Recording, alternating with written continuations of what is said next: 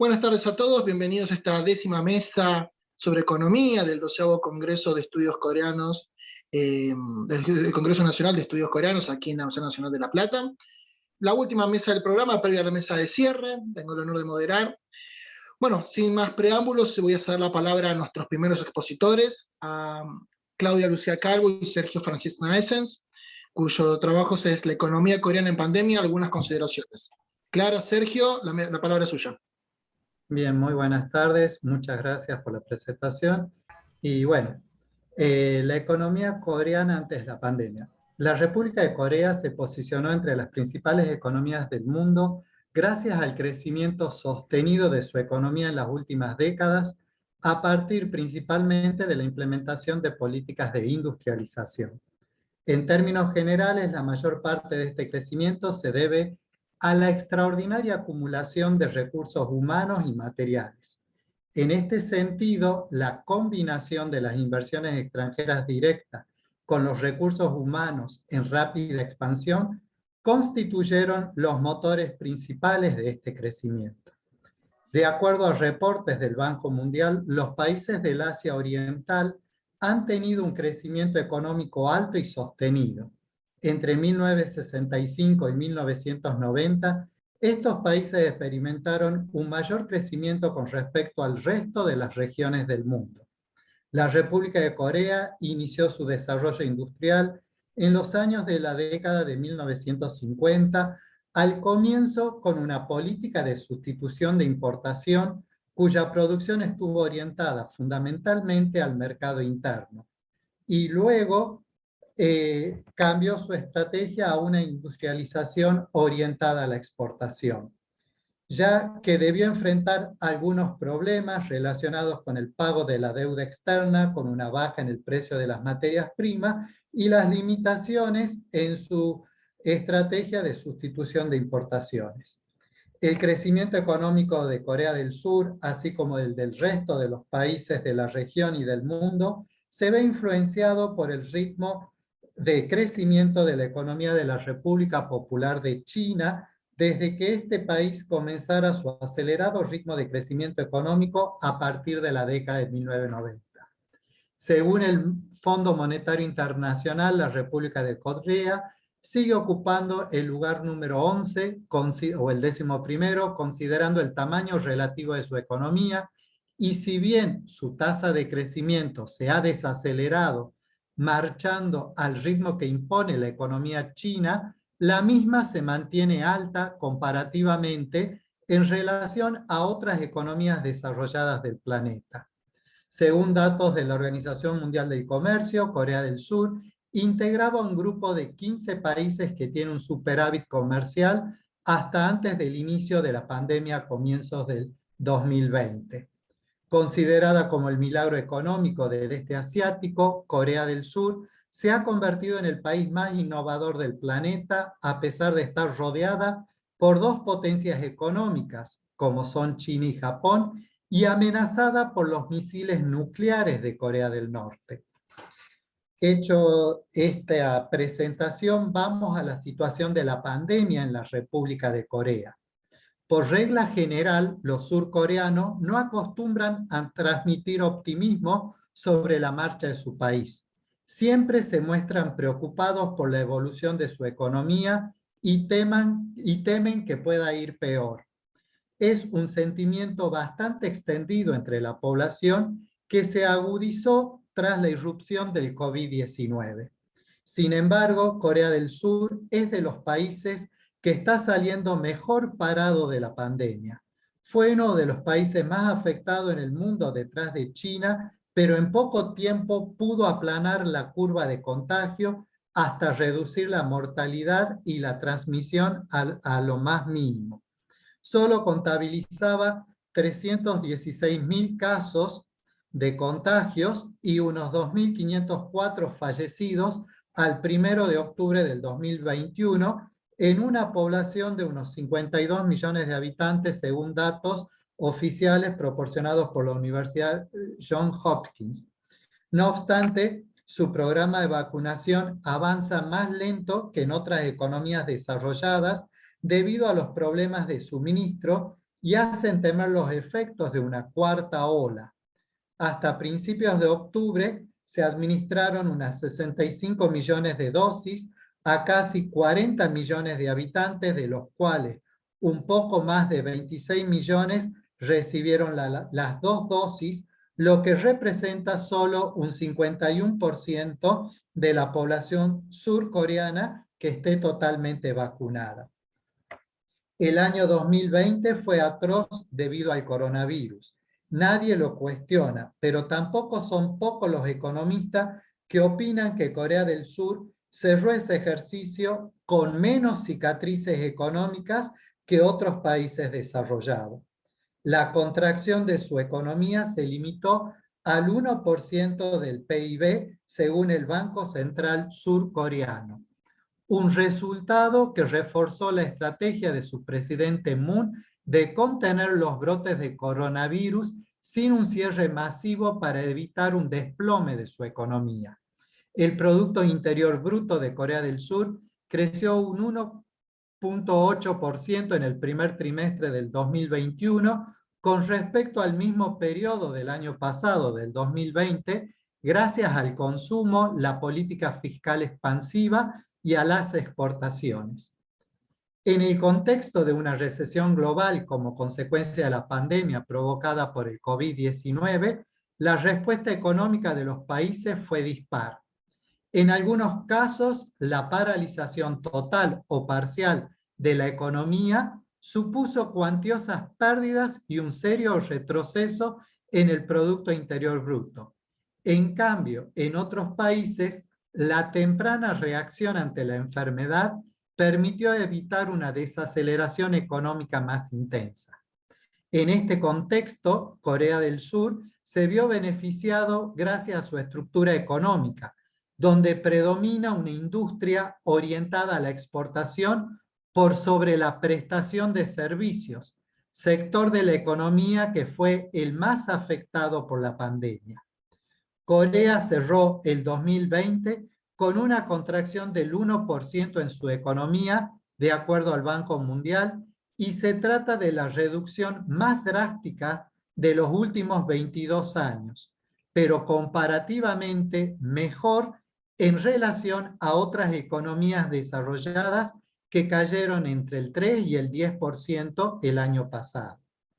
En la segunda mitad del año 2020, la economía se vio impulsada por la recuperación de las exportaciones y por los estímulos fiscales y monetarios récord. En el último trimestre del año, las importaciones aumentaron un 2,1% respecto al tercer trimestre, que a su vez había aumentado en un 5,6% respecto al segundo. Esto confirma la tendencia alcista del mercado coreano, que paulatinamente recupera impulso y que espera volver a crecer en el 2021 a un ritmo del 3,2%. De acuerdo a los últimos datos macroeconómicos brindados por el gobierno, el Producto Interior Bruto del país creció un 1,6% entre enero y marzo del presente año, gracias a un aumento del consumo y de las exportaciones, y se situó ya casi en su volumen previo a la pandemia del coronavirus, aunque la cuarta ola y la escasez de vacunas hacen que las autoridades sean cautas. Las exportaciones, importante pilar de la economía del país, mejoraron un 1,9% con respecto a octubre-diciembre del 2020, debido a que la exportación de bienes como vehículos a motor o teléfonos móviles se expandió. Está previsto que este impulso exportador continúe a lo largo del año y el propio gobierno del Banco Central coreano ha llegado a apuntar que Corea del Sur podría llegar a crecer por encima del 3% previsto por ese organismo para todo el año 2021. Recientemente, la Organización para la Cooperación y el Desarrollo, la OCDE, daba sus previsiones de crecimiento económico para las mayores economías del mundo junto a su evolución en el segundo trimestre del año, confirmando que la recesión ya es un fenómeno global y afecta a todos los países, muchos de los cuales han sufrido la mayor caída del Producto Interior Bruto de su historia. No obstante, entre ellos, destaca el caso de Corea del Sur, cuya economía ha sido una de las más resistentes a los efectos de la crisis. No obstante, también la economía surcoreana presenta una serie de características que le han hecho especialmente resistente a la pandemia. Entre ellas, sin duda, la más importante es su flexibilidad interna, es decir, la amplia movilidad de ciertos factores de producción le permitió a Corea adaptarse con rapidez ante los cambios provocados por la pandemia del COVID-19. Es decir, ante una reducción brusca de la producción en un sector, se libera una gran cantidad de recursos materiales, humanos y financieros y que se orientaron a otras actividades que se veían potenciadas por la nueva coyuntura. Esa es precisamente una de las funciones de los empresarios en una economía de mercado: identificar nuevas oportunidades de inversión para satisfacer las necesidades de las personas empleando recursos ociosos. Por último, la caída de la producción china también ha beneficiado indirectamente a los exportadores surcoreanos, cuyos productos se veían cada vez más amenazados por la competencia de sus vecinos. Siendo Corea del Sur una potencia económica de marcado carácter exportador, el poder mantener o incluso expandir su cuota de mercado en el resto del mundo ha sido un factor esencial para evitar el desplome del Producto Interno Bruto.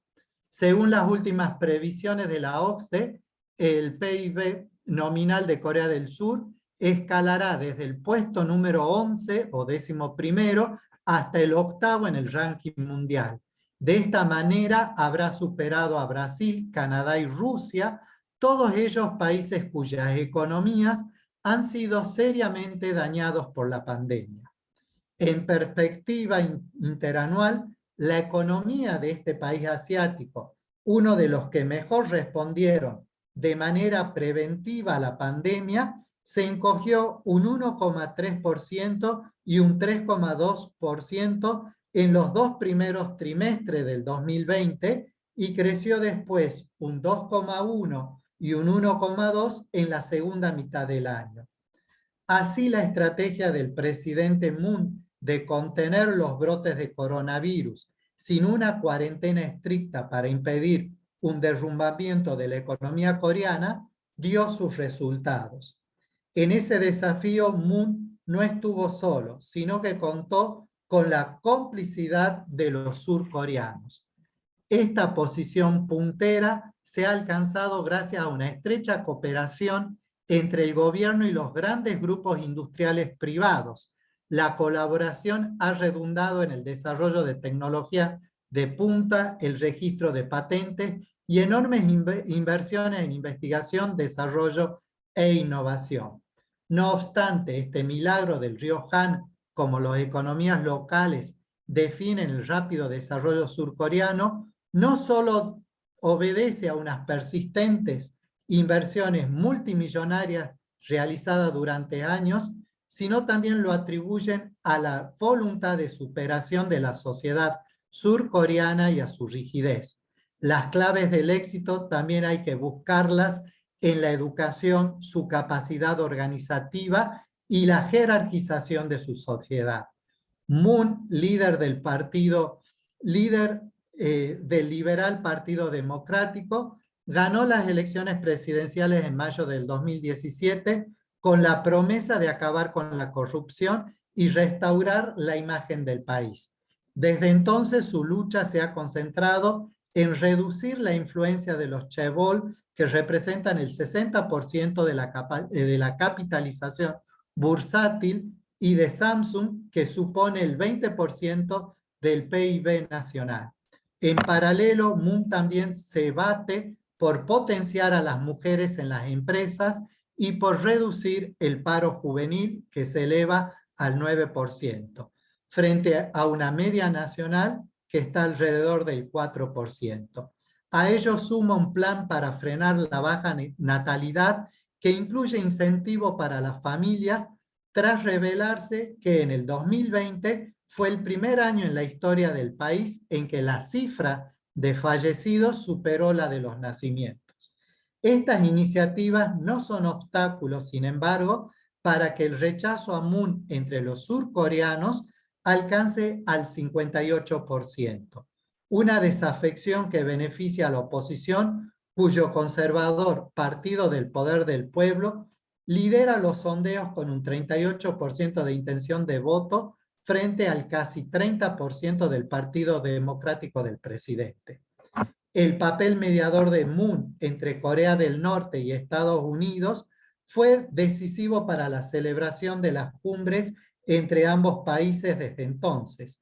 El nivel de amenazas de Pyongyang ha descendido de forma significativa.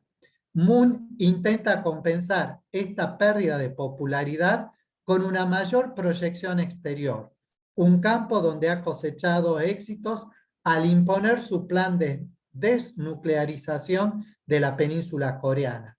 Su papel mediador en el diálogo entre Corea del Norte y Estados Unidos fue decisivo para la celebración de las cumbres entre los dos países, y desde entonces el nivel de amenaza de Pyongyang ha descendido de forma significativa. Un protagonismo que pretende retomar ahora con el nuevo presidente de Estados Unidos, Joe Biden. A modo de consideraciones finales, la República de Corea ha alcanzado una posición destacada entre los países del mundo a partir de un extraordinario y rápido crecimiento económico.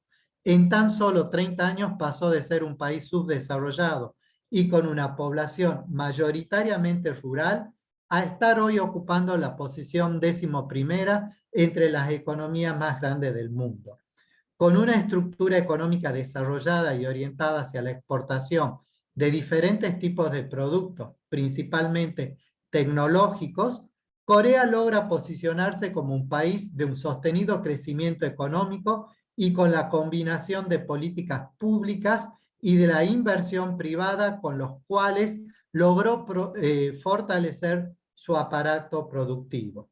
La llegada de la pandemia del COVID-19 afectó duramente al país, ocasionando cientos de miles de contagios y miles de muertos, mientras que en la economía esta situación durante el 2020 provocó una desaceleración del crecimiento económico, aunque comparativamente menor a otras economías desarrolladas del mundo. Corea comenzó el 2021 con una recuperación de las exportaciones gracias a una serie de medidas que dinamizaron el crecimiento económico. La cuarta economía asiática, después de China, Japón e India, mejoró las previsiones que el Banco Central de Corea hizo del crecimiento de su Producto Bruto Interno gracias a la recuperación de la demanda mundial de chips y dispositivos tecnológicos, entre otros. Se prevé que esta mejora en el dinamismo de su aparato productivo crezca durante el resto del 2021 y las proyecciones que termine el año con un crecimiento del 3,2%. Esto nos permite concluir que la apuesta decidida del país asiático por un modelo de crecimiento basado en la apertura económica, la flexibilidad de los factores de producción y el ahorro doméstico parece ser la vacuna más efectiva contra las consecuencias económicas de la pandemia. En un mundo donde resurgen con fuerza ideas como el intervencionismo de los estados, el proteccionismo económico y planes de estímulo basados en el gasto público, Corea del Sur ha emprendido el camino opuesto. Nada más y muchas gracias.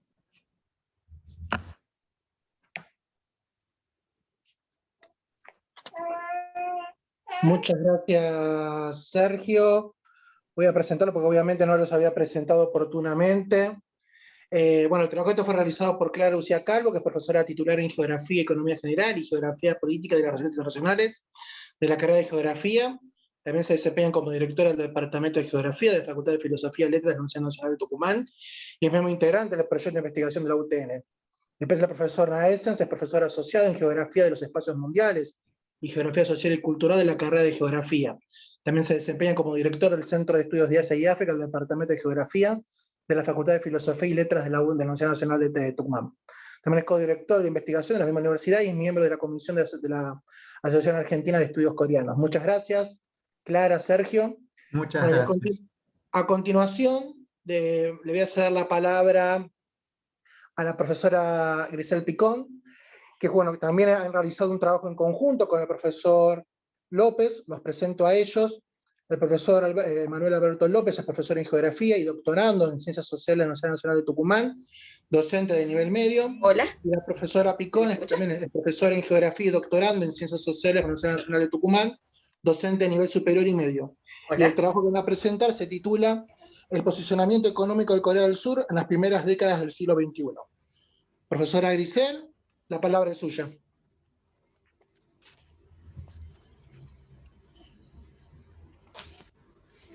Hola. Hola, sí. La palabra es suya, profesora.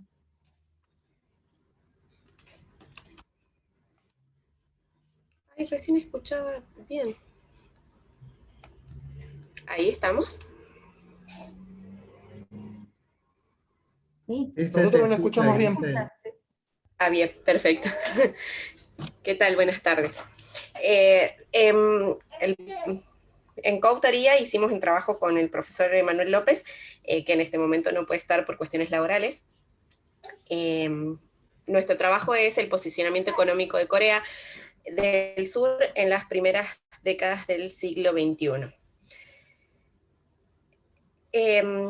Primero hay que posicionarlos que Corea, antes de la Segunda Guerra Mundial, su economía tenía características de un país subdesarrollado, en donde la población coreana se dedicaba a la agricultura, básicamente, y los niveles educativos eran muy bajos y, por lo tanto, la alimentación también deficitaria.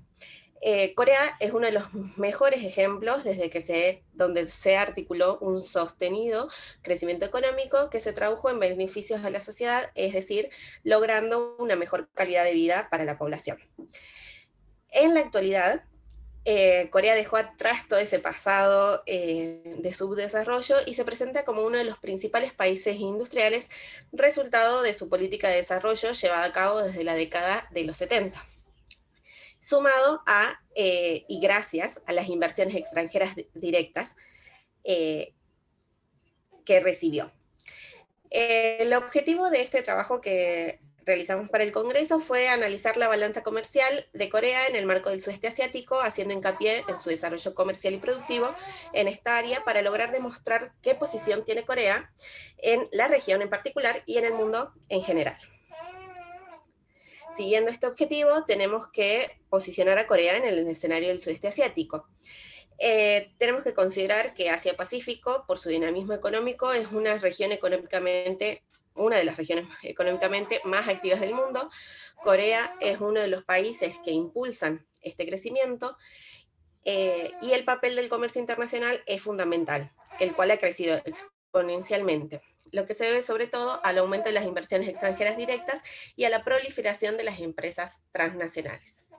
Por el dinamismo en la región del sudeste asiático se destacan los 4 tigres asiáticos, que son Corea del Sur, Taiwán, Singapur y Hong Kong. Estos países tienen en común que comenzaron su desarrollo y iniciaron su transformación económica hacia un proceso de industrialización. Particularmente, la economía de Corea del Sur tiene un desarrollo de manera espectacular, a pesar de no contar con las condiciones iniciales favorables, de tener recursos naturales limitados, un mercado interno extremadamente estrecho, escasos niveles de ahorro y carencia en experiencias de temas de desarrollo económico. Sumado a eso, también tenemos que tener en cuenta que estamos hablando del dominio que anteriormente estuvo bajo el dominio de las manos de Japón y la división misma que tuvo el país como resultado de la Guerra de Corea entre 1950 y 53. Todo esto, sin embargo, Corea lo pudo superar y la tradición de la burocracia centralizada, sumado a la educación más extensa y útil que promueve la formación técnica de la población, dio como resultado un crecimiento económico que se comienza a ver a comienzos de los años 60, en donde se implementaron estrategias de industrialización orientadas hacia la exportación. Entonces se introdujo la industria electrónica y de autopartes y se hizo acuerdo con armadoras internacionales para que Corea sea una planta de exportación. En 1962, Corea del Sur lanza su primer plan quinquenal de desarrollo. Desde entonces, su Producto Nacional Bruto se expandió enormemente a una tasa promedio anual del 8 o 10%.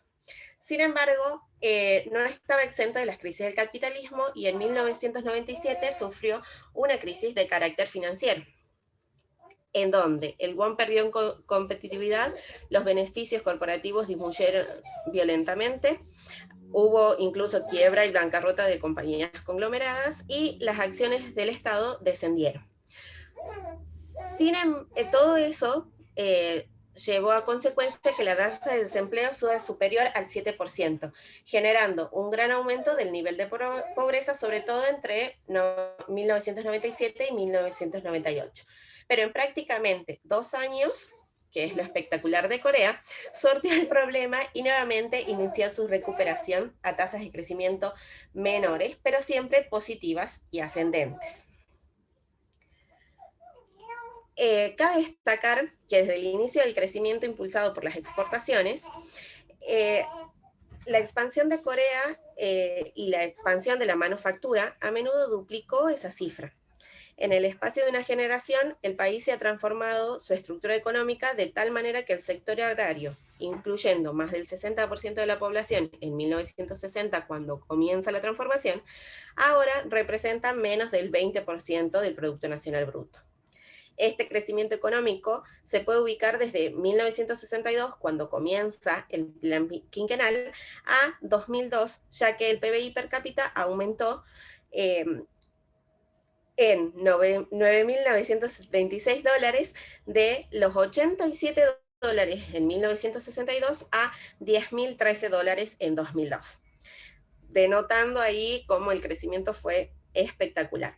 La participación del sector manufacturero en el PBI ascendió también, lo que refleja la transformación y expansión del sector manufacturero dentro de la economía coreana. Reflejo de este crecimiento es que el Banco Mundial en 1993 resaltaba la equidad junto con el crecimiento rápido como la esencia del milagro del este asiático. Con el pasar del tiempo, casi todos los países del sudeste asiático comenzaron su desarrollo económico. La mayoría comenzó con una reforma agraria y ese desarrollo del agro fue apoyado por el Estado con políticas proteccionistas e infraestructura. Eso permitió ampliar el mercado interno y aumentar la producción de alimentos, por lo que se mejoró la alimentación y por lo tanto el desarrollo y calidad de vida de la población. El Estado desarrollista asiático entendió a la perfección que la educación era uno de esos pilares para el desarrollo.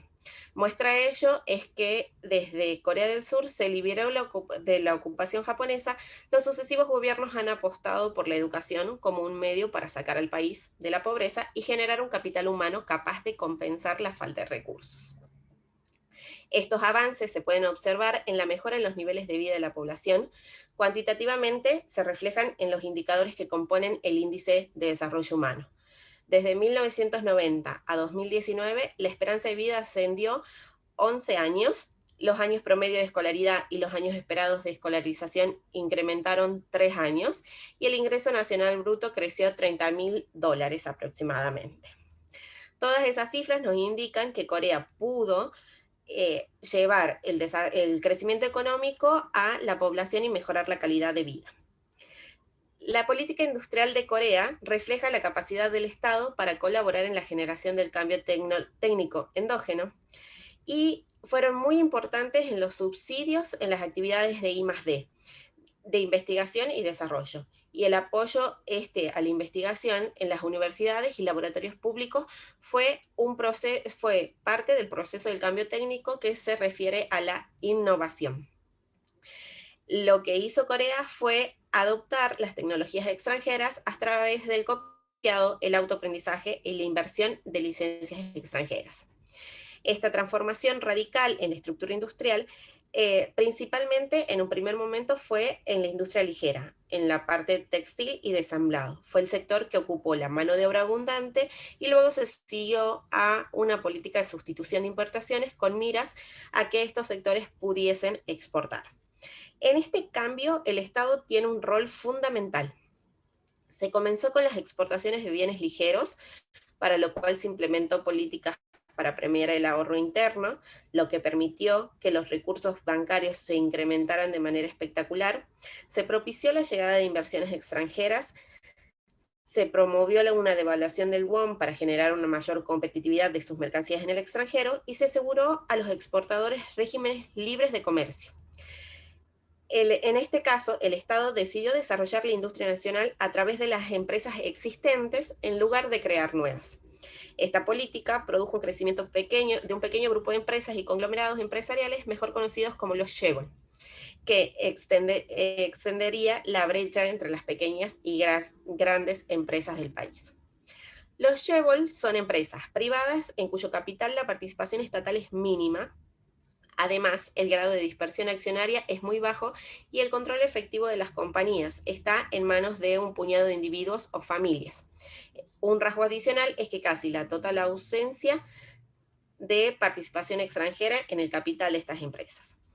Los chaebol son una particularidad de Corea, son un pilar fundamental para el crecimiento económico y implementan un gran desarrollo tecnológico y un grado de multinacionalización importante.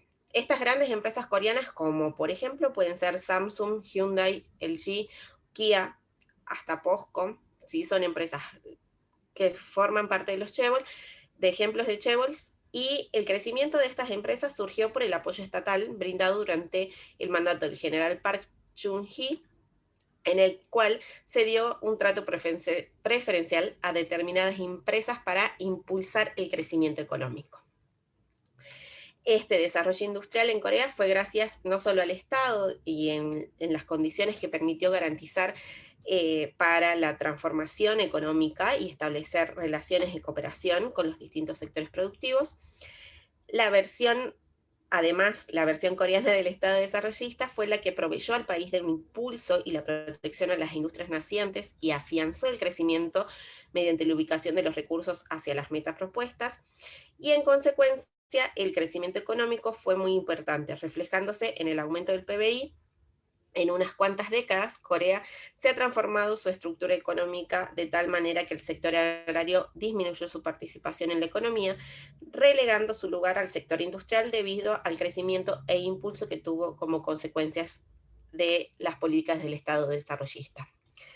Entonces, ¿cuál es la posición económica de Corea? Tenemos que tener en cuenta que forma parte de la región de Asia-Pacífico, en donde China es un actor principal con sus altas tasas de crecimiento económico y está posicionada como la segunda economía mundial, solo superada por Estados Unidos, y en donde también encontramos a Japón como una potencia histórica y como integrante de la tríada económica mundial que se mantiene como protagonista en la región y se encuentra deseoso de no perder su liderazgo. En este escenario es en donde Corea busca posicionarse como un actor de mayor relevancia, respaldado por el crecimiento económico del último tiempo, impulsado principalmente por los grandes conglomerados coreanos. El análisis del crecimiento económico de Corea debe remontarse a décadas de los años 60 y 70, donde se sentaron las bases para la transformación económica nacional. Y ese proceso ha respondido fundamentalmente a una política estatal de expansión de las exportaciones y al decidido apoyo a la industrialización del país por parte del Estado. De la misma forma, el desarrollo se ha visto impulsado y acompañado por una generosa cooperación por parte de los Estados Unidos y por una apuesta de Corea del Sur por su gente, por sus recursos humanos. He ahí la importancia que tiene la educación en la población. Corea se constituye en un caso paradigmático en el diseño de la economía y política industrial, sumado al desarrollo de una política de ciencia, tecnología e innovación. El desarrollo industrial de Corea se dio a partir del apoyo del sector manufacturero, basado particularmente en ciertos sectores claves. La industria siderúrgica, la industria productora de maquinaria, industria productora de barcos, la industria textil, entre otras, y son industrias en donde se permite un gran derrame de beneficios a diversos sectores de la economía. Incluso para el 2011, 14 compañías coreanas estuvieron en el Global 500 de la revista Fortune, el top 500 de las industrias más grandes según ventas. Estas grandes compañías se han dado a Corea del Sur el liderazgo mundial en industrias claves como LG, Samsung y Hyundai, entre las más reconocidas. Forman parte de los chaebol coreanos, conocidos a nivel internacional. De acuerdo a los datos de Uncomtrade, para 2020, Corea importa un total de 467 miles de dólares miles de millones de dólares dentro de los productos importados y dentro de estos, los más importantes son los productos como máquinas y aparatos eléctricos, sus partes o aparatos de grabación y reproducción, combustibles, minerales, aceites, máquinas, aparatos y artefactos mecánicos, reactores nucleares, todo lo que tenga algún tipo de valor agregado y productos netamente industrializados. Son los productos que importa. En cuanto a los mercados proveedores principales de Corea, son de mayor a menor China, Estados Unidos, Vietnam, Hong Kong, Japón, Taiwán e India. Y con respecto a las exportaciones a Corea, conforman un total de 512 mil millones de dólares, y dentro de los productos exportados sí aparecen todos los productos con los que cuenta Corea en cuanto a desarrollo industrial, y en donde la proporción de los conglomerados coreanos que exportan es mayor al de las otras empresas. Los mercados de destino de estas exportaciones son principalmente China, Estados Unidos, Japón, Alemania, Vietnam, Australia, Taiwán, Arabia Saudita y Rusia. Entonces, Corea tiene una balanza comercial con superávit, y las relaciones comerciales que mantiene son principalmente con países desarrollados y potencias económicas.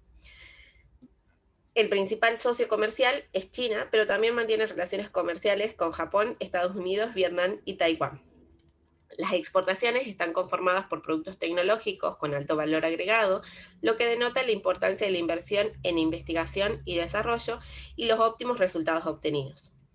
Lo que es importante destacar es que China ha ganado terreno en ambas transacciones, tanto importaciones como exportaciones con Corea, consolidándose como el principal socio comercial con Corea. De esta manera desplazó a Estados Unidos como primer socio, lo que también se puede relacionar con el avance extraordinario que tuvo la economía china y el gran mercado que significa por su peso demográfico, lo que posiciona a este país como un actor relevante en el escenario mundial. En otras palabras, Corea se adapta al cambiante escenario político-económico mundial, manteniendo e intensificando las relaciones con los principales actores y consolidándose como el actor clave en el escenario global. China incrementó su participación en las exportaciones de un 15% a un 23%, que es el incremento más importante que hay desde el 2001 al 2020, y Estados Unidos es que era el principal socio en 2001, en el 2020 disminuye su participación en favor a China, y Japón también, que era uno de los principales socios comerciales en 2001 para Corea, disminuye también su participación y se vuelve más expansivo, participa en mayor cantidad de países en el 2020, como China, el principal socio comercial de Corea, Estados Unidos, Japón, Alemania, Vietnam, Australia, Taiwán, y el resto de las importaciones son hacia de otros países. En cuanto a exportaciones, pasa lo mismo. China cobra mayor relevancia en cuanto proporción de exportaciones y Estados Unidos disminuye su participación. Con todo esto y como reflexión final, es que podemos sacar lo más importante, como que gracias a los planes económicos y al apoyo del Estado, Corea logró el crecimiento económico impresionante como pocos países de su talla en la época contemporánea. Esto se debió a la política industrial de amplio alcance basada en la exportación, que tuvo como uno de los grandes cimientos la política de ciencia y tecnología. Además, Corea es uno de los países con indicadores sociodemográficos propios de un país desarrollado y sus empresas lograron posicionarse como líderes en diferentes áreas, por ejemplo, en las comunicaciones como lo es Samsung. Se puede destacar que la intervención del gobierno en el desarrollo de la economía coreana y su desarrollo científico y tecnológico es un factor significativo para maximizar la riqueza, niveles de producción y de vida en la sociedad. En cuanto a las relaciones comerciales, lo más importante es que China ha ganado terreno en las transacciones económicas mundiales y en el caso de Corea representa su principal socio comercial, desplazando de este lugar a Estados Unidos. Y como perspectiva a futuro, Corea del Sur tiene un futuro muy positivo en el sentido de que tiene una capacidad de adaptación en cuestiones no tan solo políticas, sino en las cuestiones económicas y en realizar transacciones con las principales potencias y actores de nuestro planeta. Muchas gracias. Gracias, Grisel. Voy a reemplazar a Ezequiel por lo que queda de la coordinación. Tuve el gusto de escucharte, así que muchas gracias por tu presentación. Los animo a los asistentes o a los otros ponentes a que realicen sus preguntas a través del chat o a través de la sección de preguntas y respuestas. Y ahora voy a dar paso a la siguiente exposición, que es la de Carla Padilla Martínez. Estás por acá, Carla, qué gusto saludarte. Voy a presentarte. Carla Noemí Padilla Martínez es internacionalista, doctora en Relaciones Transpacíficas por la Universidad de Colima, maestra en Ciencias Sociales con especialidad en Relaciones Internacionales y Estudios del Pacífico por la Universidad de Guadalajara, coordinadora del programa eSchool de la Fundación Corea, y sus áreas de interés e investigación son las relaciones bilaterales México-Corea del Sur, la diplomacia corporativa y la diplomacia pública. Carla, un gusto enorme tenerte por acá, así que te doy la palabra para que puedas hacer tu presentación.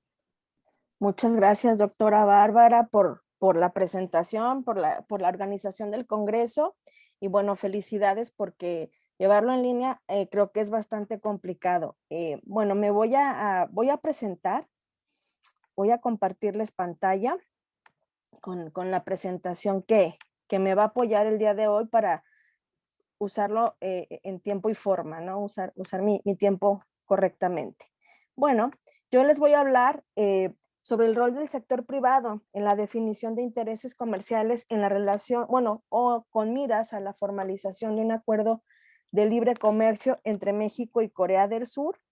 Esto es parte de lo que fue mi investigación de doctorado en la Universidad de Colima. Y bueno, aquí les presento. Yo asumo, o bueno, yo tengo como objetivo general explicar estas causas del congelamiento, porque yo considero pues que los empresarios, específicamente los empresarios mexicanos, son en donde recae esta responsabilidad del impasse o del congelamiento de las negociaciones y de la concreción del acuerdo de libre comercio entre México y Corea del Sur. A esto, bueno, yo le llamo que es una práctica enmarcada en lo que se puede identificar como una diplomacia corporativa preferencial. Bueno, hay algunas causas o algunos elementos que me gustaría plantear de forma inicial, y es que, bueno, existen 15 tratados o acuerdos bilaterales entre México y Corea del Sur, y en este sentido, ahí no se enmarca o no llega todavía a un acuerdo de libre comercio como tal. Tenemos acuerdos en diferentes ámbitos, como educativo, de cooperación técnica, entre otros, pero no de comercio bilateral. hay una ausencia de un acuerdo. Sin embargo, eso no ha sido obstáculo para catalogar a la relación bilateral como una de las más importantes de Corea en América Latina, ¿no? Y bueno, ya en enero se cumplirían 60 años de nuestras relaciones diplomáticas que iniciaron en el 62, en el mismo año que inician con Argentina, ¿no? Entonces, bueno, eso también es de recalcarse.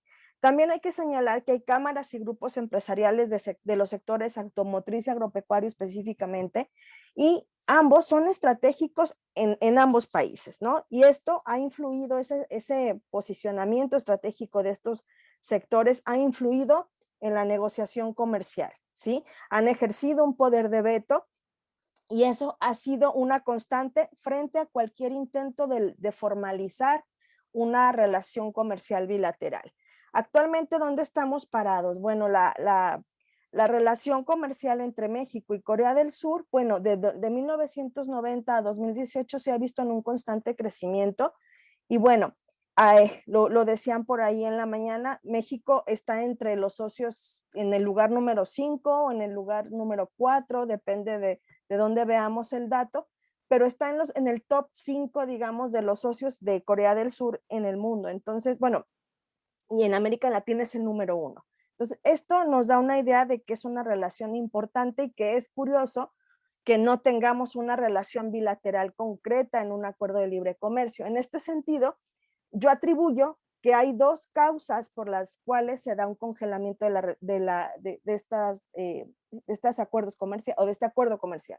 Primero, es que hay una resistencia y hay intereses muy, muy fuertes de los sectores automotriz en México y agropecuario en Corea del Sur, en menor medida, ¿no? Del sector agropecuario en Corea del Sur, pero sí también existe una postura, digamos, un tanto de rechazo hacia este acuerdo.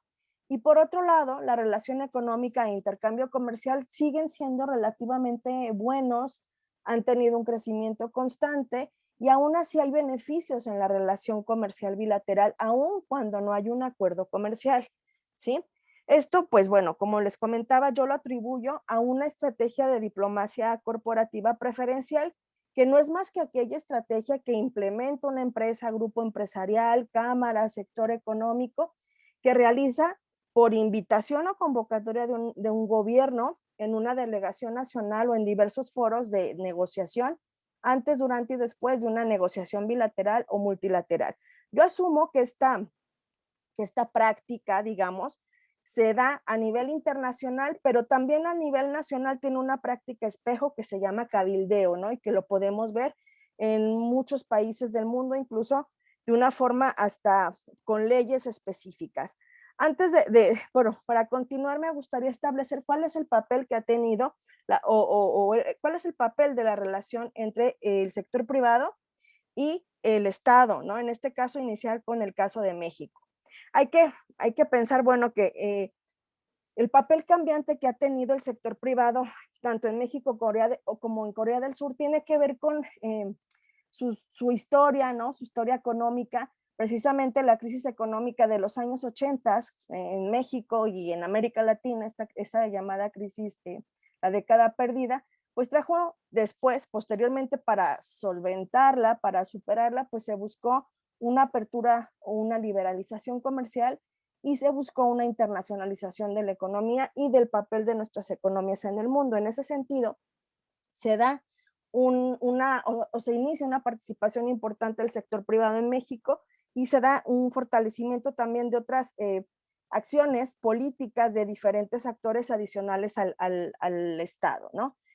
Vemos entonces que en los años 90, inicios de la década de los 90, precisamente en los años 92-93, con las negociaciones del Acuerdo de Libre Comercio de América del Norte, pues la presencia del empresariado, del sector privado, empieza a ser muy fuerte, se da de manera muy sistemática, muy, digamos, con mucha participación de las empresas y de las cámaras empresariales en este proceso de negociación comercial que fue el gran proceso para México. Y en ese sentido, bueno, después esta presencia y esta actividad, este activismo político de los empresarios, pues llega, se culmina o se corona muy bien con la llegada del presidente Vicente Fox, que consolida esta participación empresarial. Y bueno, En este sentido, también cabe resaltar que tanto el sector automotriz como el sector agropecuario son estratégicos para México, ¿no? Y en ese sentido, pues ejercen una acción política y una defensa de intereses muy importante, ¿sí? Bueno, también se da un diálogo muy importante, 80, 90 y 2000, ¿no? Un diálogo muy importante y muy cercano entre el sector público y privado, pero a través de las cámaras y asociaciones empresariales. En el caso coreano, bueno, como ya lo han mencionado aquí los ponentes que antecedieron en el uso de la palabra, el binomio, ¿no? Estado-empresa y cómo fue evolucionando a lo largo de la historia económica de Corea, pues ha sido muy importante y ahí hemos observado que hay una relación de subordinación y autonomía de forma constante, ¿no? Según el color del partido, según la tendencia del partido, es como vemos cómo se relacionan con el sector privado. Sin embargo, en términos generales, la representación empresarial y la participación que han tenido en ciertos momentos importantes de la liberalización económica de Corea, así como su incursión en la economía internacional, han sido bastante importantes, ¿no? Y bueno, las cámaras, en este caso también las más longevas, son las que han tenido una representación muy importante de estos intereses, ¿no? Y no es la excepción cuando buscan hacer un acuerdo comercial o tener participación para negociaciones bilaterales. Bueno, en este sentido también el sector automotriz como el sector agropecuario en Corea son estratégicos y pues se vinculan de alguna manera a nivel internacional. Se vinculan de forma diferente porque el sector automotriz pues es un campeón nacional, no es el que ha ayudado en gran medida a cómo vemos el desarrollo económico de Corea en la actualidad, mientras que el sector agropecuario tiene una dependencia del comercio exterior de forma diferente. Ellos básicamente por la cantidad de tierra cultivable en Corea, pues no tienen una participación tan grande como otros países agrícolas como México, por ejemplo, pero sí tienen sí dependen en términos de suficiencia y soberanía, perdón, de suficiencia alimentaria, dependen del comercio exterior. En este sentido, pues bueno, también a través de una cámara que es la Cooperativa Agrícola Nacional, pues ahí es donde también se les da una voz y también una representación centralizada. Bueno, voy a saltarme un poco este cuadro que habla básicamente de cómo son vulnerables ambos sectores en ambos países, tanto a la competencia internacional como a los tratados comerciales internacionales, ¿no? Les comentaba también que la diplomacia corporativa preferencial que hemos visto en este proceso bilateral, pues podemos enmarcarlo en dos niveles y esto se basa en los postulados de la teoría del juego de los dos niveles de Robert Putnam, que hace esta propuesta teórica y que también es base en la cual yo opero el concepto de diplomacia corporativa preferencial y se ha visto de manera importante tanto en Corea del Sur como en México este juego de dos niveles. Bueno, ¿cómo es el mapeo de los acercamientos bilaterales entre México y Corea del Sur? Vemos que hay una etapa de negociaciones en 2006 al 2008, donde antes de eso, pues hay dos acercamientos previos, que uno es en la Comisión México-Corea del Sur siglo XXI y posteriormente el Grupo Conjunto de Expertos que se reunió de 2004 a 2005 y de estas dos, digamos, reuniones o de estos dos momentos de primeros acercamientos, pues no se logra necesariamente un acuerdo comercial, pero sí se logra una asociación estratégica para la prosperidad mutua que se suma a la red de tratados bilaterales que ya tenía México y Corea del Sur previamente, ¿sí? En todos estos momentos de negociación y de congelamiento de las negociaciones, que este congelamiento inicia en el 2009, y después ya no continuamos con este proceso hasta la fecha, vemos que hay una constante participación empresarial a través de su propia diplomacia corporativa, digamos, a nivel individual en la economía internacional, pero también un afianzamiento de intereses a nivel nacional. Posteriormente me gustaría presentarles cómo estas posturas se observan muy bien, pero a partir de análisis cualitativo. Este análisis cualitativo se realizó a través de un grupo de entrevistados, actores que estuvieron en estas comisiones o que han estado en algún momento específico de este proceso de acercamiento bilateral, pero también el acercamiento con expertos durante un trabajo de campo en Corea del Sur y en la Ciudad de México, en 3 momentos diferentes. Bueno, se les hace una serie de preguntas a estos actores y académicos expertos y bueno, solamente les voy a presentar algunos resultados. El primero de ellos es saber cuáles son los sectores económicos más interesados en la formalización del acuerdo. Y en este sentido, pues bueno, voy a poner aquí, ok, es que no veo esta parte. Vemos que el sector agropecuario, por ejemplo, y el sector ahí está, perdonen ustedes. El sector agropecuario y agrícola es de los más interesados en tener una relación bilateral con Corea del Sur. También vemos que el sector de autopartes, el minero, manufacturas, tecnología y turismo, en ese orden, son los que presentan un mayor interés, ¿no? Y esto es consistente con los principales productos de exportación desde México hacia Corea del Sur en 2 momentos diferentes, ¿no? Como lo tenemos aquí en la tabla. Aquí vemos, están señalados con azul, por ejemplo, los autopartes, que es donde es el sector que no ha querido de alguna manera firmar el acuerdo, no ha tenido esa disposición. Y esto se observa porque es un sector donde, siguiendo con la misma pregunta, pero ahora del caso coreano, donde competimos directamente con Corea del Sur, ¿no? También en autos y autopartes, ahí es donde tenemos una competencia directa y es ahí también donde hay un recelo por parte del sector automotriz mexicano. Y en este sentido, se le preguntó también cuáles son los sectores económicos, grupos empresariales más con mayor disposición para la formalización del acuerdo, y aquí el sector automotriz, por supuesto, es de los más interesados del lado coreano. Posteriormente, las manufacturas, maquila, química, petroquímica, eléctrico, siderúrgico, las pymes, el sector de electrodomésticos y la infraestructura o construcción, que también es un faltante en la relación bilateral. La siguiente respuesta que nos dieron los entrevistados es sobre los beneficios más importantes que podría traer un acuerdo de libre comercio entre ambos países, y voy a mencionar solamente los 3 más grandes o con mayor número de respuestas, y esto, bueno, fueron que es mayor el comercio que se espera al firmar un acuerdo comercial, lo cual es esperado y es natural. El segundo punto sería un aumento de certezas respecto a las políticas y leyes de inversión, que esto también es muy importante para todos los empresarios, y las estrategias de diversificación o representaría una seria estrategia de diversificación comercial, ¿no? Mencionaron algunas otras como la inversión, como acceso a recursos de tecnología, aumento de la oferta exportable, etcétera, etcétera.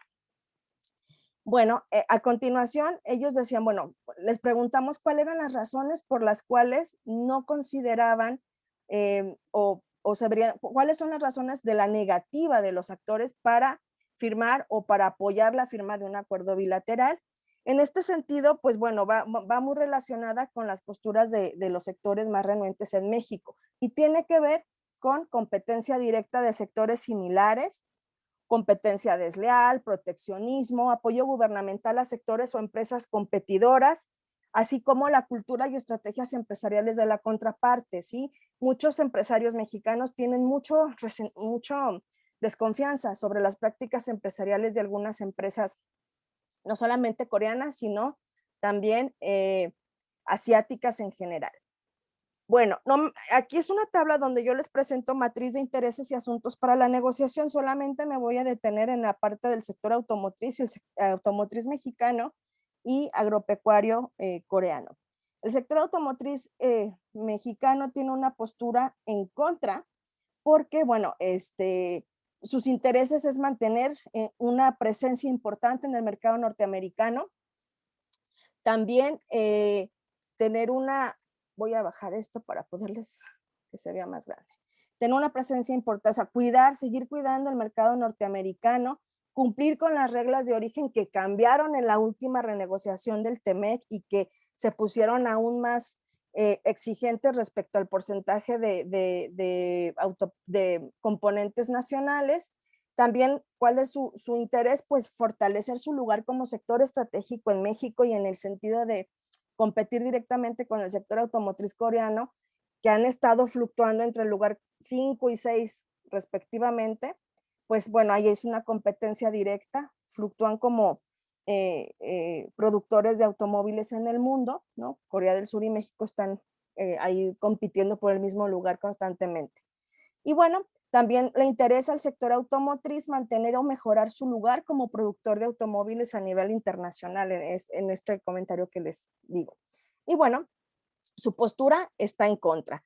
En el sentido, o en el caso del sector agropecuario coreano, pues tiene que ver con suficiencia alimentaria, con soberanía alimentaria, pero también tiene que ver en que tiene una baja productividad de alimentos, digamos, en Corea del Sur sabemos que compran muchos alimentos a mercados mundiales, y bueno, eso también los pone vulnerables frente a un acuerdo como el de México.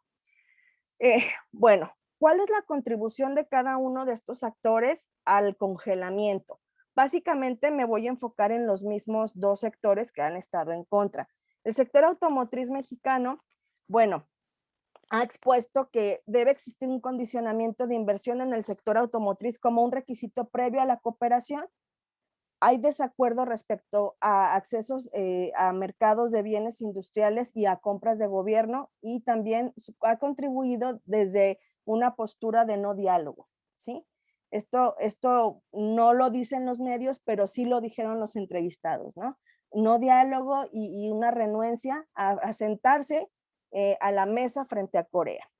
Por otro lado, el sector agropecuario en Corea del Sur también, bueno, el condicionamiento sobre las salvaguardas para los productos agrícolas ha sido algo que ha puesto en la mesa, y un rechazo a mayor competencia agropecuaria por la baja productividad en Corea del Sur. Bueno, estas posturas también se ven afianzadas con estas estadísticas de comercio bilateral entre México y Estados Unidos respecto al comercio bilateral entre México y Corea, ¿sí? Vemos que la relación que se enmarca entre México y Estados Unidos, que está en azul y en naranja, es muchísimo más grande que la relación que tenemos con Corea del Sur, aun cuando somos socios, estamos en el top 10 de socios, ¿no? Aún con eso, la relación en comparativa hay mucha diferencia, y en este sentido, pues se puede comprender que la prioridad de muchos sectores económicos en México está puesta pues en esta relación tan sólida y tan dependiente que tenemos de Estados Unidos. Así pues, la postura en contra se basa en que el sector automotriz y de autopartes de Corea se vislumbra como el más beneficiado del Tratado de Libre Comercio, y la relación actual aún sin libre comercio, un tratado formal. Bueno, aunado a esta postura y a la relación tan sólida que tenemos con Estados Unidos, se pueden identificar otros factores que han contribuido a este congelamiento en las negociaciones. Primero, a que, bueno, hay un interés fluctuante por parte de los mandatarios mexicanos, no ha sido sólido este acercamiento a Asia, ha habido una importancia más grande hacia Japón, ¿no? Tanto que se concretó un acuerdo en 2005, se entró en vigor.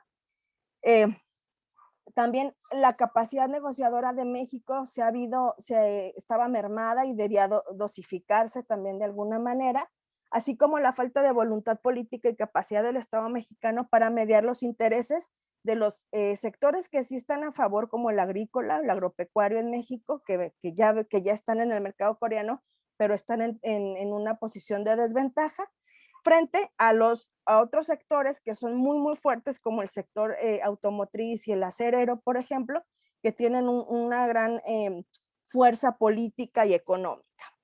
Otros elementos que han contribuido a este congelamiento es el poder económico del sector automotriz, que también ha forzado este tipo de postura. También se ha observado de forma, pues, como una respuesta de Corea o por parte de la contraparte coreana, fue en vez de salirse, en vez de seguir tocando la misma puerta bilateral, pues buscaron generar una mayor inversión en el sector automotriz, y acercamientos en ferias y eventos a través de agencias como COTRA y la Embajada de México en Corea. Es decir, reforzó otro tipo de estrategias a diferentes niveles, ¿no? Para acercarse más a México y dosificar e ir flexibilizando posturas.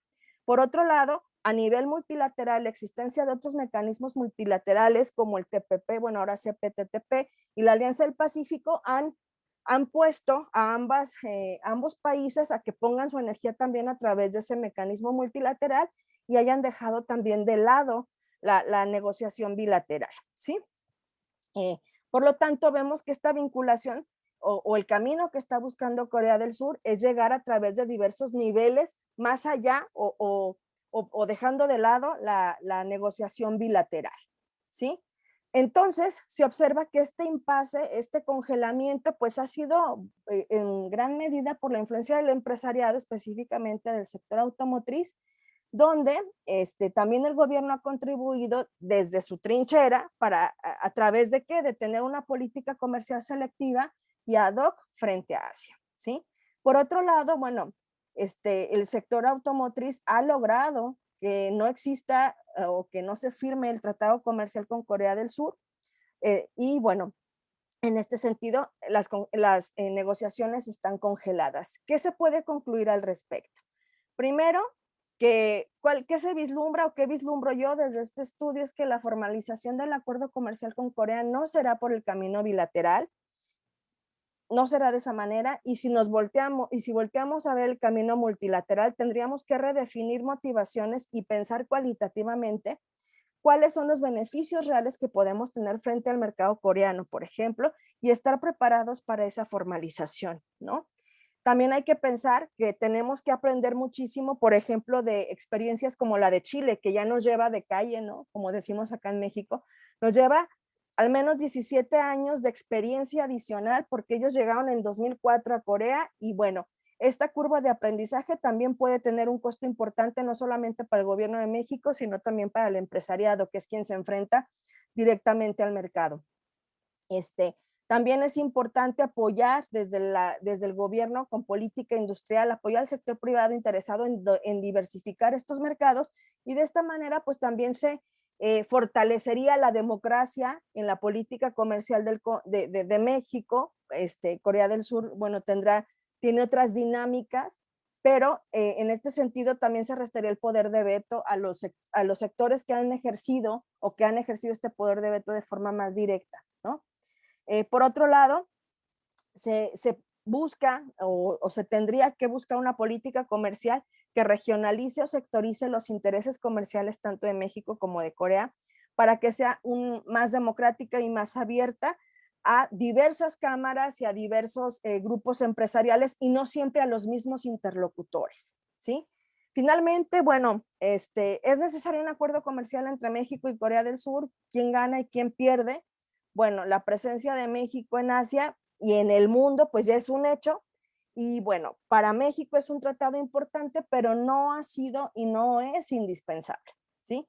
Para Corea sí es un tratado fundamental, pues a pesar de que algunos sectores se benefician ya estando actualmente en México, los grandes ganadores serían las industrias coreanas automotriz de la construcción, siderúrgica, química, maquinaria, que son de gran peso y de gran importancia estratégica para Corea. Yo, en lo personal, sí me considero una proactiva creyente de que sí debemos de tener un acuerdo comercial con Corea del Sur. ¿Por qué? Porque nuestro sector agropecuario lo requiere, ¿no? Sin embargo, en términos reales, si vemos solamente los números, pues se puede concluir que no necesariamente es un acuerdo que México necesite en este momento de forma tan contundente. Muchas gracias. Muchas gracias, doctora Padilla. Ha sido un gusto escuchar esa ponencia que tiene un montón de información, un montón de material como para que uno pueda estar observando con un poco más de detalle y hacer más preguntas, ¿no? Así que muchas gracias por compartirla. por suerte no están todos en la mesa, así que no ha tenido que cortar y ha podido completarse. Los invito a los presentes a hacer preguntas, si tienen alguna. Y yo tengo una para empezar para vos, Carla, y pensaba un poco en esto último que mencionabas, ¿no? De que el gobierno coreano empieza a buscar otros caminos, que hay otros caminos para lograr bueno, los acuerdos, no sé si es específicamente, ¿no? Como vos decías, sino algunos otros acuerdos. Y vos mencionabas a la embajada, a Cotra, ¿no? Y pensaba un poco, sobre todo haciendo algún paralelismo con lo que sucede aquí, si existen cámaras, y además porque lo mencionabas, ¿no? Cámaras coreanas de estas empresas, estos empresarios coreanos, o ustedes tienen empresas muy grandes en México.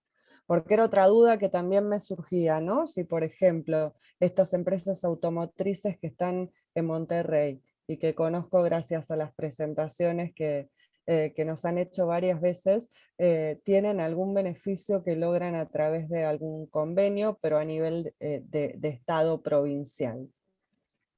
Pues Entonces, sí, generalmente, sí, perdón. No, no, adelante, adelante.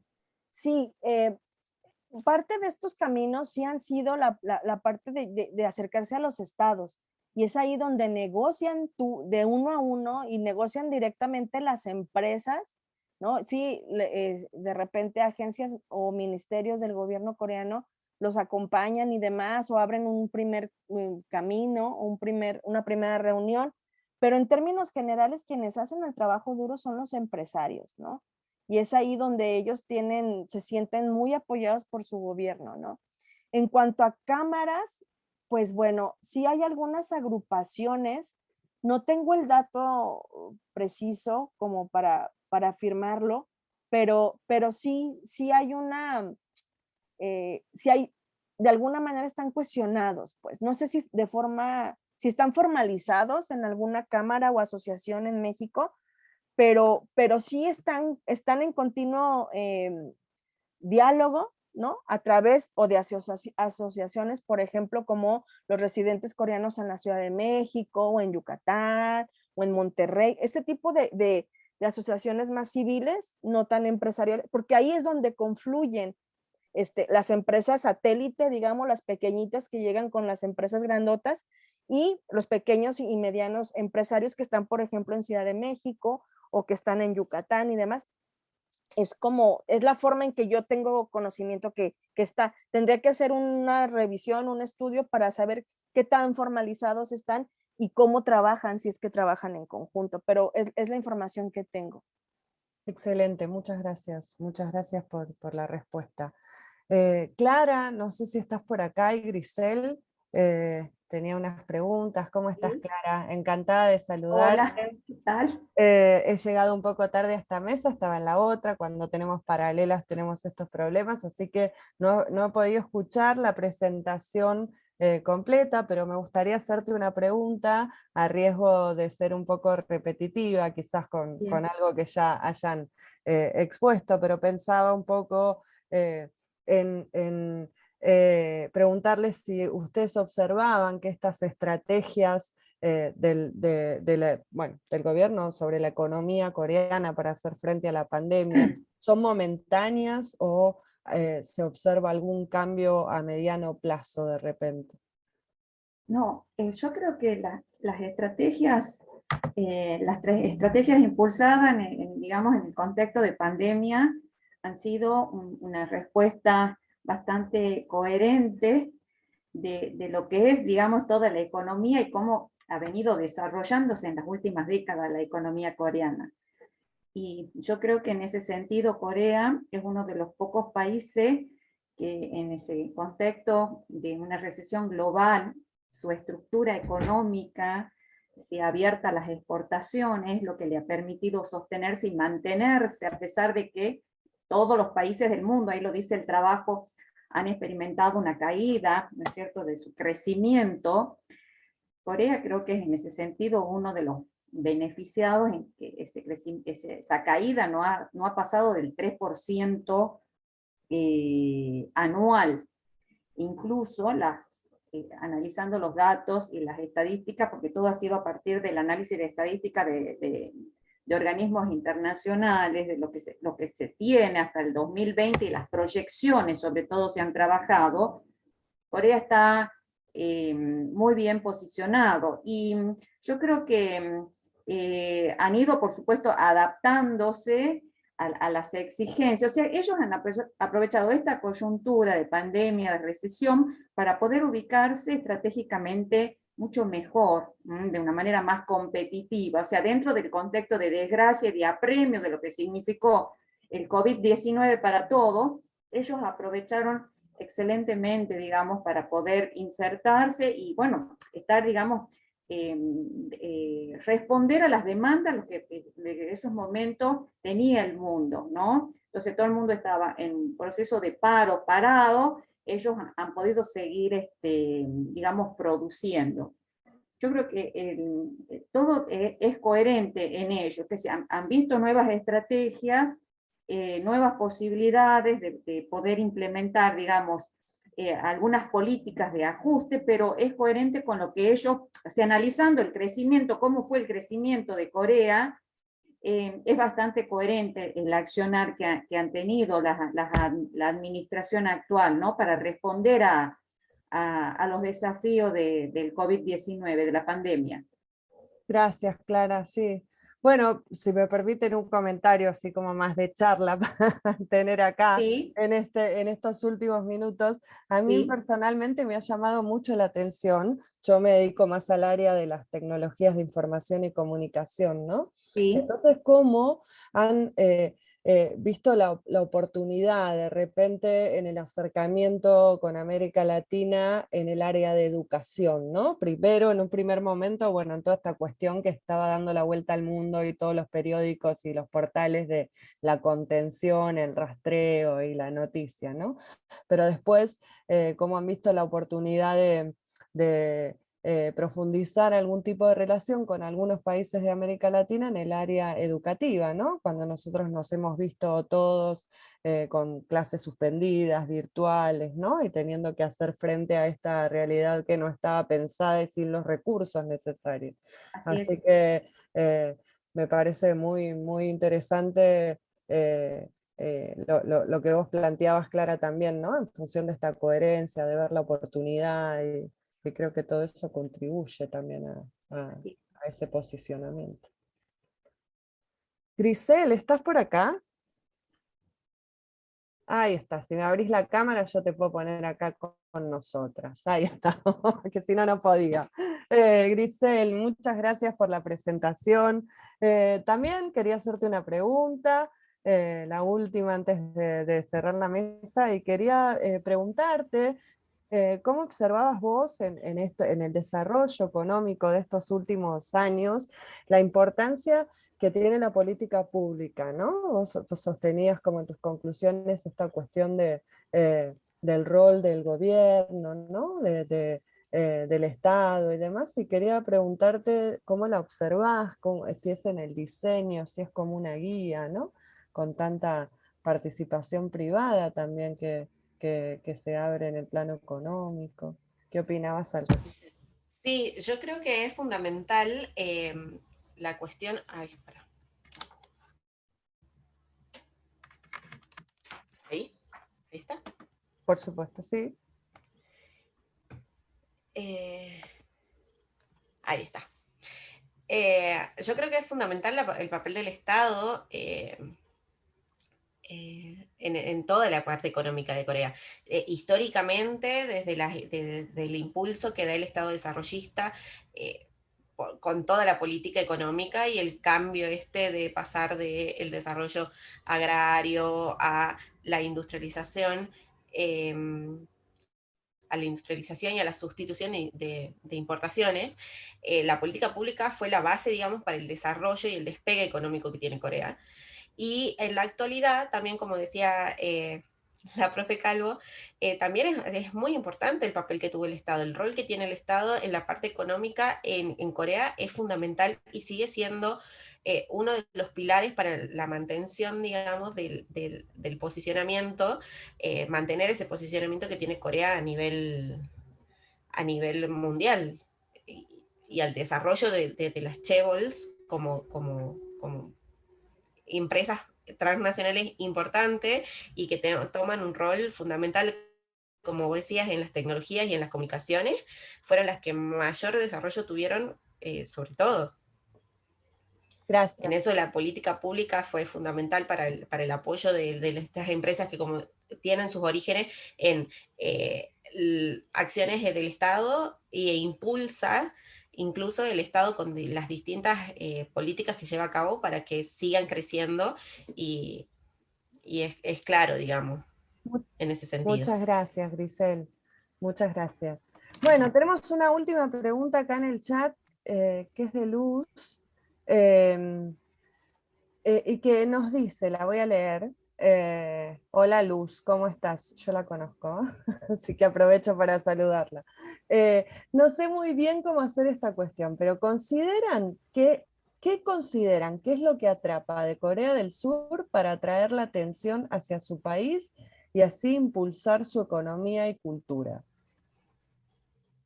Mi pregunta va más que nada por la hipótesis de una investigación en la que estoy trabajando. Puse a la industria del K-pop como elemento de marca país y motor de la economía de Corea del Sur. Bien, adelante. Bueno, doctora Calvo, o si me permiten, yo puedo hacer una respuesta breve para dejar el espacio. Hay bueno, como lo decían Grisel y Clara y todos aquí, sabemos que el Estado cumple un papel muy importante en el desarrollo económico, pero ahora también lo está vinculando, bueno, no ahora, tiene años vinculándolo con la parte cultural y con la parte de marca país y con esta diplomacia pública que se observa, ¿no?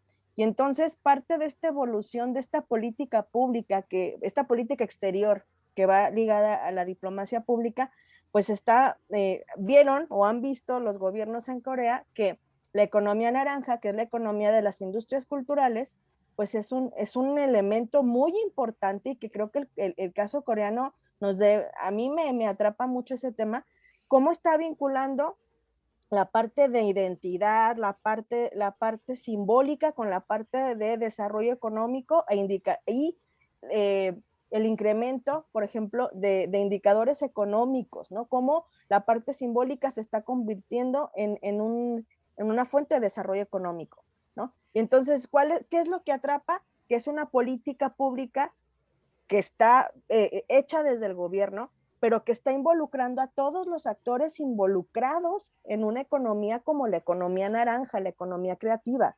Y entonces está haciendo una estrategia integral y redondita para llegar a muchos puntos, ¿no? A muchos elementos que creo que eso es lo que está pasando.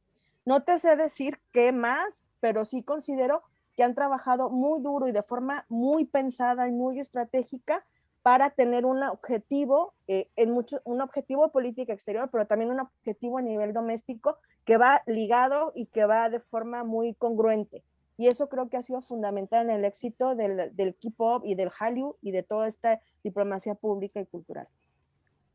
Claro, yo creo que es verdad eso, que digamos Corea ya se ha convertido en un país globalizador, digamos que baja, digamos, una serie de líneas, de reglas, y ha podido meterse, digamos, en todas partes del mundo, entonces ya, digamos, ha cruzado esa línea, entonces es lo que le da, digamos,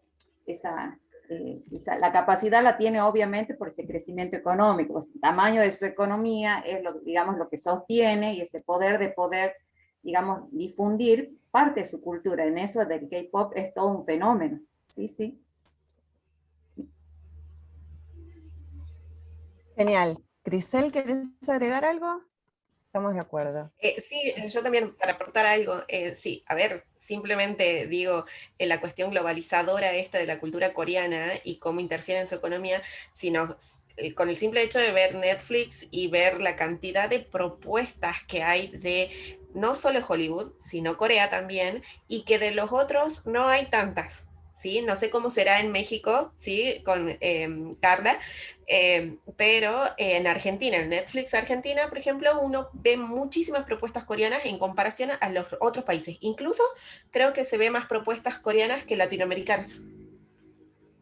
Entonces es una cuestión del marketing también, ¿no? De la misma cultura y de la política esa de imponer las telenovelas, cómo atrapan a los adolescentes, sobre todo, muchísimo más.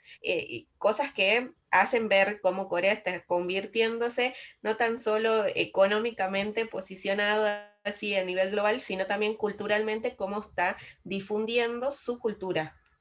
Es impresionante, digamos, en ese sentido. Bien, muchísimas gracias. Muchas gracias a las tres. A ver qué nos dice. Luz dice que muchas gracias por sus respuestas, que excelentes aportes, que tengan un lindo día. Y que sí, la verdad es que Corea atrapa con su cultura y aquí estamos, ¿no? Esto también es parte de todo eso. Así que, bueno, les agradezco muchísimo por haber participado, por sus exposiciones, al público por haber estado aquí presente.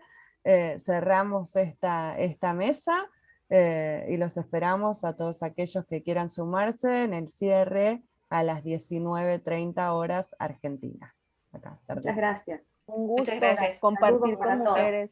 Gracias. Bueno, Saludos. también con A el profesor. ustedes. Gracias. Adiós. Gracias. Adiós. Gracias.